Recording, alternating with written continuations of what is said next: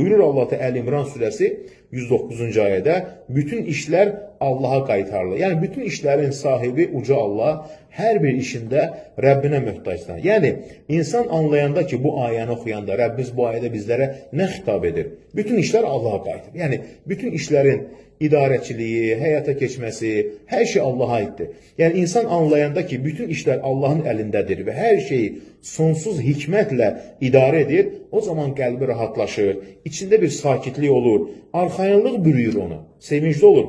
Yəni, bu həqiqəti dərk etmək qəlbi narahatlıq yükündən azad edir, ümidsizlikdən qoruyur. İnsana düşən yalnız səbəblərdən yapışmaq, çalışmalısan, addım atmalısan.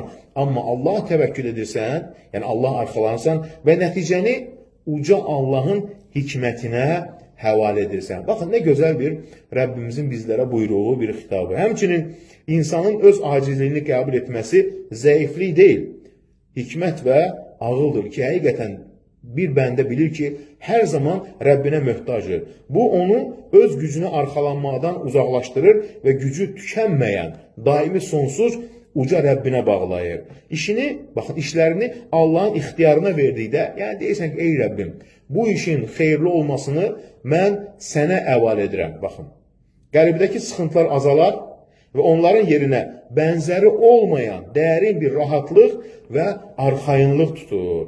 Bu arxayınlıq sadəcə keçici bir his deyil, o Allahın hər şeyə sahib olduğuna inamdır və onun hökmü etdiyi hər bir şeydə xeyir olduğuna və hikmətli olduğuna olan möhkəm imanın nəticəsidir. O zaman insanın qəlbi nədir? Rahat olur.